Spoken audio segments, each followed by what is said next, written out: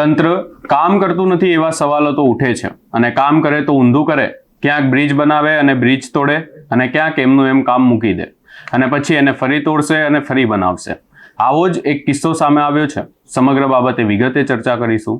નમસ્કાર, હું છું ઉજ્જવલ અને આપ જોઈ રહ્યા છો નિર્ભય ન્યૂઝ. વાત એવી છે કે તંત્રએ કામ ચાલુ કર્યું, પણ પછી એ કામ ચાલુ કરીને ભૂલી ગયા હોય એવું લાગી રહ્યું છે. કેશોદમાં જે મુખ્ય માર્ગ કહેવાય છે, જ્યાં લોકો મોટે ભાગે જે રસ્તા પરથી અવર જવર કરે છે, એ રસ્તા પર પહેલા તો તંત્રને ખબર નથી કે ઓવરબ્રિજ બનાવવું કે અંડરબ્રિજ બનાવવું. પછી અંડરબ્રિજ બનાવવાનો નિર્ણય કરાયો, પણ અંડરબ્રિજની હાલત એવી છે કે હેરાન થઈ ગયા છે લોકો છેલ્લા ઘણા સમયથી અવાજ ઉઠાવી રહ્યા છે. સાંભળે કોણ? ત્યારે હવે સમગ્ર બાબતે કોંગ્રેસ નેતા પ્રગતિ આહિર સામે આવ્યા છે અને તંત્રને કહ્યું છે કે છેલ્લા 3 વર્ષથી આ બ્રિજનું બસ કામ જ ચાલુ છે. બ્રિજ અત્યારે સ્વિમિંગ પુલ હોય એવું લાગી રહ્યું છે, અને કામ ક્યારે પૂર્ણ થશે એ સવાલ છે. કેશોદના લોકો ટ્રાફિકની સમસ્યાનો ભોગ બની રહ્યા છે. લોકોને સમસ્યા ભોગવવી પડી રહી છે. સૌપ્રથમ સાંભળીએ એમણે શું કહ્યું. આપણે અત્યારે કેશોદના હૃદય સમાન ચાક ચોકમાં ઊભા છે, અને એ ચાક ચોક કે જ્યાં અંડરબ્રિજ બનાવવો કે ઓવરબ્રિજ બનાવવો એ આ સરકારને ખબર નથી. પછી ફાઇનલી જ્યારે ખબર પડી કે આપણે અંડરબ્રિજ બનાવવો છે, તો તમે જુઓ અત્યારે અંડરબ્રિજની જગ્યાએ અત્યારે આપણને સ્વિમિંગ પુલ જેવું દેખાઈ રહ્યું છે, અને એમાં પણ તમે જોવો છો અમારા હમીરભાઈ ત્યાં ઊભા છે. કેટલો કિચડ છે અને કેમ બની રહ્યું છે આપણે સૌ જોઈ રહ્યા છે. અને જે જમીનમાં બ્રિજ બનાવ્યા નહીં, નીચેનું બનાવ્યા પછી પાણી ન આવવું જોઈએ એની જગ્યાએ અત્યારે જમીનમાંથી બહાર પાણી આવે છે. અને નગરપાલિકાની આ અણાવડત નીતિ જુઓ કે બ્રિજની બહાર પાણી જવું જોઈએ એની જગ્યાએ સિટીનું તમામ પાણી છે એ બ્રિજની અંદર આવી રહ્યું છે, જેના કારણે અત્યારે તમે જુઓ કે જે સિમેન્ટ પાથરેલી છે કે જે કપચી નાખેલી છે એનું ધોવાણ થઈ જાય છે. તો મારે એટલું કહેવું છે કે કેશોદના લોકોને તમારે રમાડી રહ્યા છો કે શું કરી રહ્યા છો? આ 4 ચોકમાં એટલો બધો ટ્રાફિક જામનો પ્રશ્ન અત્યારે ઊભો થયો છે. પાછળ જ સિવિલ હોસ્પિટલ છે, ત્યાં લોકોને જવું હોય તો ત્યાં ટ્રાફિકનો ભોગ બનવું પડે છે. તો આ કામ ક્યારે પૂરું થશે? અને મારે ગુજરાતના મુખ્યમંત્રીને પણ કહેવું છે અને દેશના પ્રધાનમંત્રીને પણ કહેવું છે. આમ તો મુખ્યમંત્રીને અને ગુજરાત આપણે કેશોદના ધારાસભ્યને તો શું કહેવું, એના નામે તો જનતાએ મત આપ્યા નથી.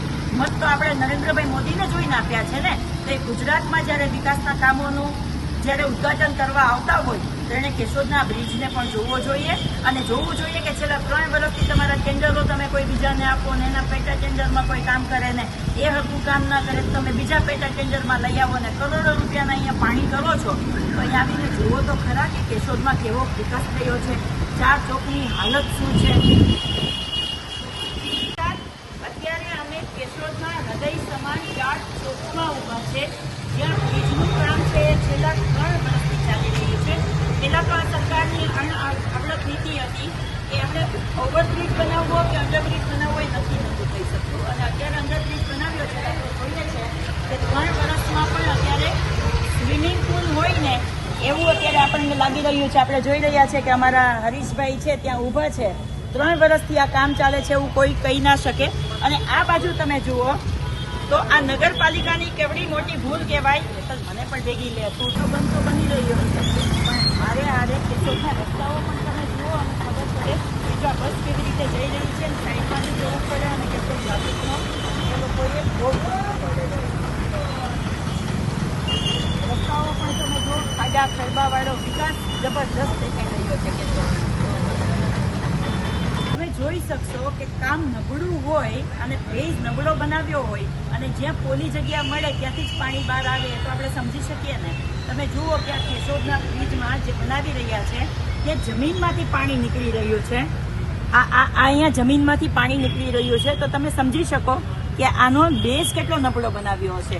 શું ગંભીરા બ્રિજની જેમ અહીંયાના લોકોએ પણ એવો સામનો કરવો પડશે?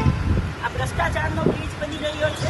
અને પૂછવું છે કેશોદના ધારાસભ્યશ્રીને જેણે ટેન્ડરો પાસ કર્યા છે એમને કે શું તમે આ ભ્રષ્ટાચારનો બ્રિજ બનાવો છો કે જનતાની સુખાકારી માટેનો બ્રિજ બનાવો છો?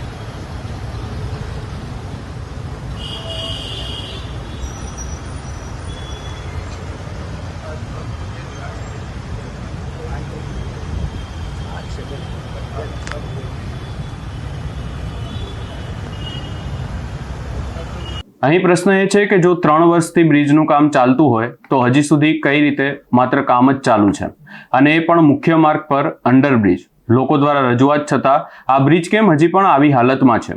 શું કોઈ અધિકારી કોઈએ જવાબદારી નથી બનતી કે આ બ્રિજનું કામ થાય અને આ કામ ક્યારે પૂર્ણ થશે?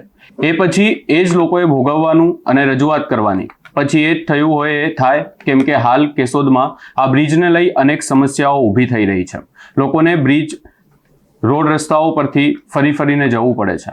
લોકો ભારે ટ્રાફિકની સમસ્યાનો સામનો કરવો પડી રહ્યો છે. લોકો પરેશાન થઈ ગયા છે, પણ તંત્ર હજી પણ ઊંઘમાં જ છે. આખા શહેરનું પાણી પણ બ્રિજમાં આવી રહ્યું છે. જ્યાંથી બ્રિજમાંથી પાણી બહાર જવું જોઈએ તેની જગ્યાએ પાણી બ્રિજમાં ઘૂસી રહ્યું છે, જેના કારણે પાણી ભરાઈ રહ્યું છે. ત્યારે આ બ્રિજનું કામ ચાલુ થાય અને જલ્દીથી જલ્દી આ બ્રિજનું કામ પૂરું કરવામાં આવે એવી માંગ કરવામાં આવી છે. સમગ્ર બાબતે આપનો શું અભિપ્રાય છે એ અમને કમેન્ટ કરી જરૂર જણાવશો. અમારી ચેનલ નિર્ભય ન્યૂઝને લાઇક, શેર, સબસ્ક્રાઇબ કરવાનું ભૂલશો નહીં. આભાર.